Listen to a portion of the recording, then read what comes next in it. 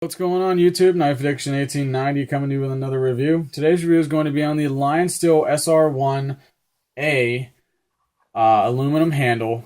This one's obviously the orange one. There are a variety of colors of this thing, a variety of blade types, and it's just a really elegant looking knife. So before we get into this thing, I'll just show you guys the 360 view on this. And like I said, a very elegant knife here. I was surprised about how well I like the look of this thing and the feel of it. Very nice, elegant knife. The camera really doesn't do this thing justice with the orange on here, with the orange aluminum. Just fantastic.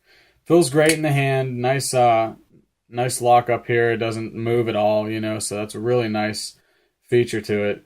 There are some flaws to it. I'll go over that in a bit. We'll go over the centering right here, which is dead on. Fantastic. Like I said, no blade play at all, which is fantastic. I think this is one of the tightest folders that I have.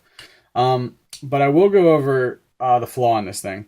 Now, I did not see a lot of videos complaining about this knife, you know, which is surprising to me because this was pretty much as soon as I opened this knife up, I saw the flaw in it, their lack of attention to detail.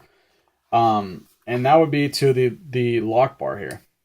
Now this is a stainless on stainless lockup right here, and you can also take this thing off, which I did do. But the thing is, it's a very tight lockup and it's very sticky, like ridiculously sticky. Should not be this sticky for a $200-some knife. That's all I'm saying. If I'm going to pay $200 for a knife, I should not be dealing with this problem. So what we're going to do here is we're basically just going to tighten this up here with our fingers and try to get the lock bar to go, or the lock face on the lock bar to go as far over as we can. So what we'll do is we'll basically just squeeze this handle and we'll just kind of pop that up and get that as far over as we can. Now, the usual is that you should not have a problem closing this thing. But in this case, we have an issue, and I'm just going to be quiet for a second so you guys can hear this pop once I get this thing. You hear that? Holy shit, dude. I think the roto block was on that one. See how easy that was? I didn't even know it was on it, and I could have fucked that thing up all bad. So we'll just do that again just to make sure, and I'll make sure that the roto block's off. And we got that all the way over. Okay, so it's still sticky. And you can hear the pop on that. One more time for you guys. Alright, so it's being a little nice to me right now, but yesterday it was not so nice. I had to take like a screwdriver and kind of pry that bar over. Right now it's being nice and being a dick, of course, since I'm recording and showing everybody what this knife is all about. But very disappointed. Okay, this is a good one right here. Okay, so we just locked this up, and I'm gonna be quiet so you guys can hear this pop. Now to hear that, that's a substantial amount of stick right there. For a $200-some knife, that should not be an issue. Now, Lionsteel does come with a warranty to guarantee their quality products or whatever, you know, but I've got this out of the box and it's sticking like fucking crazy, and I should not have to send this back to Lionsteel to get it fixed. That is a #1 thing, that I don't buy knives so I can send them right back out, you know. I've had Spydercos that I've had for years and have not had a problem with any of them, you know, not at all. You know, not had to send one out. Now, I did wash one, did wash my Yojimbo and it fell apart, so I'm going to send that back. But that's after 2.5 years of having that thing, and it was an accident. You know, this one came right out of the box, and it was that bad. You know, that should not be an issue.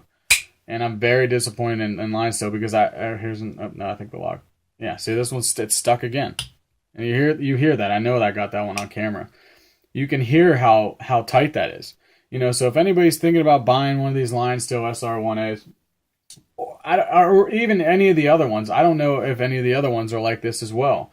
You know, so it's really up to you guys on what you want to do. I'm just trying to inform people before they buy this, before they made the mistake that I did. You know, and I really can't really say that I made a mistake, because I probably will use this. I'll probably somehow figure out a way to lessen that stickiness, which is also another thing I would recommend anybody who knows how to do this or has done this or has had the same problem to let me know what the hell to do to get this thing to not stick as much. You know, really appreciate the advice on that one. So please, anybody who has any suggestions or knows how to do it, please let me know. So we'll just go over some specs before we end this review here. Overall length of this thing is 8.3 inches, which is a pretty nice, decent sized blade. Fits great in the hand, like I said. Blade length is 3.7 inches. D2 blade steel, which is really nice. That's not a nice thick blade there. Drop point blade style. I think they have like on the. I think there are.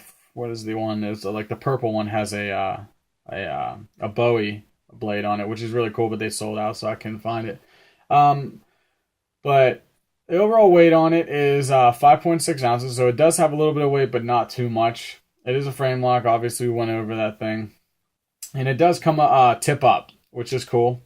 And I don't think that there's any way. I think you can switch this onto the other side. You can switch the pocket lip to come on this side, but other than that, it's stuck on tip up, so it's not too bad.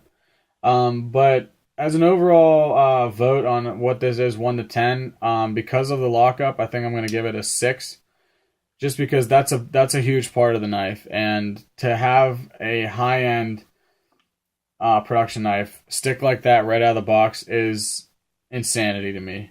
And that there might be different opinions where, you know, people think, oh, well, that shouldn't bring the overall 1 out of 10 view down that much. But in my case, that's a big issue with this knife. That's a huge issue. That's with that issue, it's tearing up my thumb, and it's not as smooth as it should be. You know, I could buy 2 paramilitaries that are 2 times better than this thing. You know, so just a suggestion, if anybody's looking to buy one of these, just be careful. I heard there is a 50% chance that you're going to get a sticky lockup, so just be cautious when you're buying one. I'm just trying to look out for you guys and anybody else who wants to watch this, just to be careful on buying these things. So, as always, guys, I thank you guys for watching. Don't forget to hit that like button, share, and subscribe. Thanks.